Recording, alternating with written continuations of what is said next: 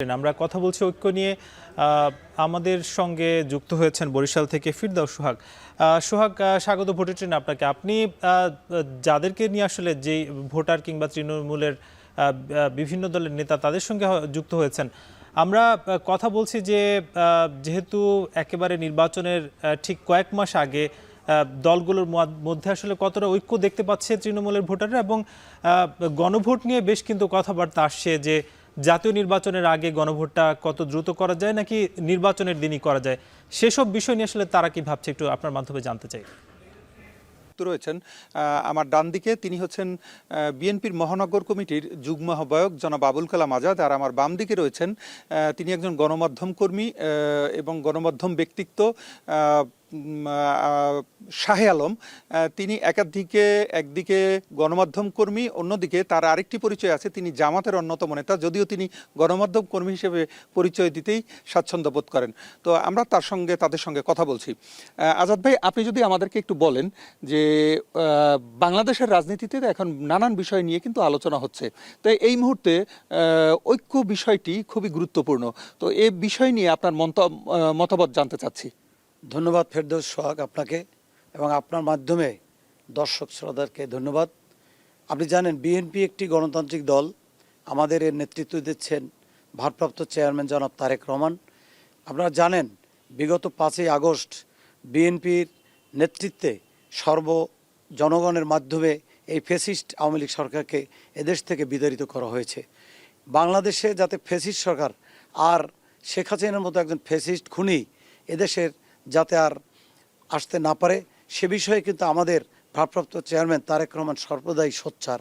এই জন্য তিনি জাতীয় ঐক্যের কথা বলেছেন, সর্বদাই কিন্তু তিনি জাতীয় ঐক্যের কথা বলে আসছেন। যেহেতু বিএনপি একটি গণতান্ত্রিক দল, এই জাতীয় ঐক্যের বিষয়ে বলতে গিয়ে তিনি কিন্তু এই যে জুলাই সনদ বাস্তবায়নের কথাও বলেছেন, এবং সে তাতে ঐক্যমত পোষণ করেছেন। তারেক আমাদের জি।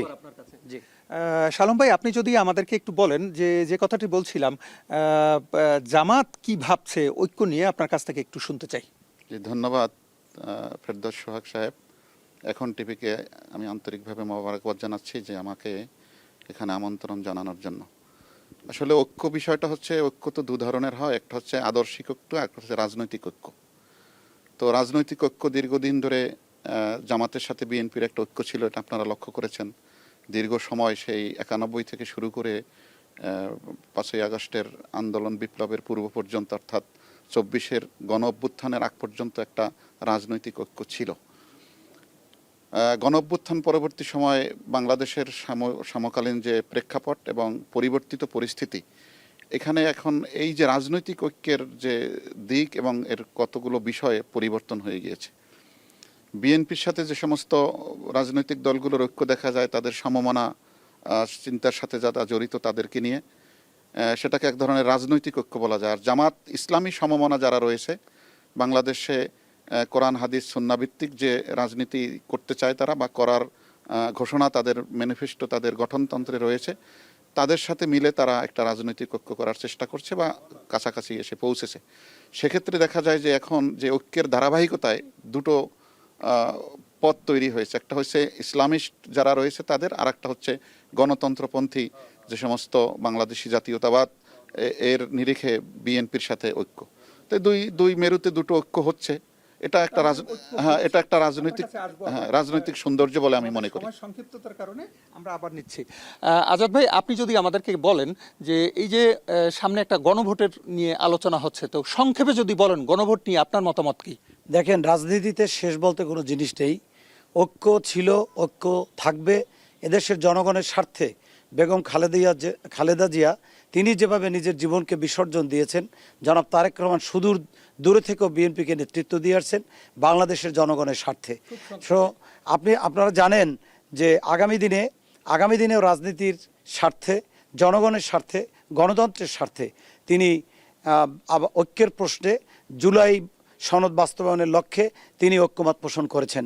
সে বিষয়ে তিনি এই গণভোট আয়োজনের যে বিষয়টা নিয়ে জনগণের কাছে বিষয়টা আসছে, আপনারা জানেন সে গণভোট দিয়ে এই জুলাই সনদকে বাস্তবায়ন করার জন্য জনাব তারেক রহমান ইচ্ছা পোষণ করেছেন।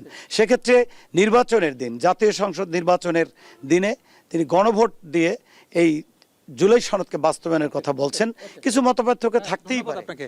আসলে আমাদের এতই সময় স্বল্পতা যে আমরা যে শাহ আলম ভাইয়ের কাছে অত্যন্ত দুঃখিত যে আপনার একটা মতামত নেওয়া খুবই দরকার ছিল, কিন্তু সময় স্বল্পতার কারণে আমরা পারছি না সেটি। পরবর্তীতে কোনো এক সময় শাহ আলম ভাইয়ের আবার বক্তব্য আমরা শুনবো। ফিরছি এখন স্টুডিওতে। এতটুকুই ছিল বরিশাল থেকে। আমরা তৃণমূলে যুক্ত ছিলাম। আগামীর যে নির্বাচন, হয়তো ফেব্রুয়ারিতে যদি নির্বাচন হয়, 3 থেকে 4 মাস বাকি, এবং তার আগে গণভোট কি নির্বাচনের দিন হবে নাকি তার আগে হবে সেটা হয়তো সময় বলে দেবে। আজকের মতো ভোটের ট্রেন শেষ করছি। আগামীকাল নতুন কোনো বিষয়ে আলোচনা হবে। শুভকামনা।